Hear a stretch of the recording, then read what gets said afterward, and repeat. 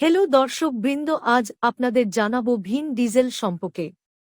যৌন নির্যাতন মামলার রায়ের পর মুখ খুললেন ভিন ডিজেলের আইনজীবী। গতকাল লস অ্যাঞ্জেলেসের একটি আদালত ভিন ডিজেলের বিরুদ্ধে তার প্রাক্তন সহকারী আস্তা জোনাসনের করা 7টি দাবির মধ্যে 4টি আংশিকভাবে খারিজ করে দিয়েছে বলে জানা গেছে। রায়ে বলা হয়েছে যে ক্যালিফোর্নিয়ার fair employment and housing act ফিয়া এর অধীনে অভিযোগগুলি দায়ের করার জন্য অনেক দেরি হয়ে গেছে, কারণ তিনি 2010 সালের কথিত ঘটনার 1 বছরের মধ্যে প্রশাসনিক অভিযোগ জমা দেননি। ডিজেলের অ্যাটর্নি ব্রায়ান ফ্রিডম্যান একটি বিবৃতি জারি করে বলেছেন, এটি দুর্ভাগ্যজনক যে একজন ব্যক্তি যিনি 15 বছর আগে অন্য রাজ্যে 2 সপ্তাহেরও কম সময় ধরে কোম্পানিতে কাজ করেছিলেন তাকে এই ধরনের ভিত্তিহীন দাবি করার জন্য ক্যালিফোর্নিয়ার আদালত তাকে এই ব্যবস্থা করার অনুমতি দেওয়া হয়েছিল।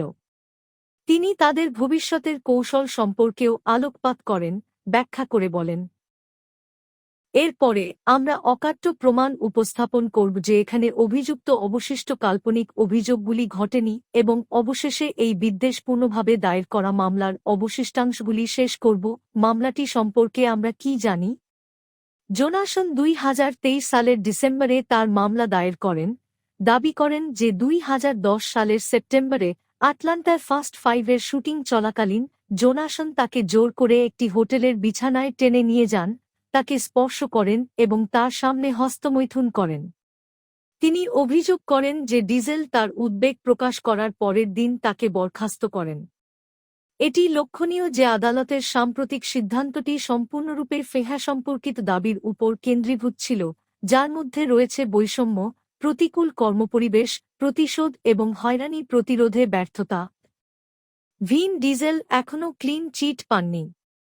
কিছু দাবি খারিজ হলেও অন্য 5টি দাবি, যার মধ্যে রয়েছে ভুলভাবে বরখাস্ত, যৌন নির্যাতন, অবহেলার তত্ত্বাবধান এবং আটকে রাখা, এখনও আদালতে শুনানি চলছে। ডিজেল যেহেতু এই অভিযোগগুলির জন্য অনুবীক্ষণ যন্ত্রের অধীনে রয়েছেন, তাই বিচারের তারিখ এখনও আনুষ্ঠানিকভাবে নির্ধারণ করা হয়নি। এই মামলাটি যখন সামনে আসবে তখন মানুষ গভীরভাবে পর্যবেক্ষণ করবে যে ডিজেলের আইনি দল কিভাবে যৌন নির্যাতন এবং অন্যায়ভাবে বরখাস্তের আরও গুরুতর অভিযোগগুলি মোকাবেলা করে। কেউ কেবল আশা করতে পারে যে ন্যায় বিচার প্রতিষ্ঠিত হবে। তো দর্শক, এই নিউজটি শুনে আপনাদের কেমন উদ্বেগ তা কমেন্টে জানাবেন এবং চ্যানেলটি সাবস্ক্রাইব করবেন ও লাইক দিয়ে পাশে থাকবেন। ধন্যবাদ।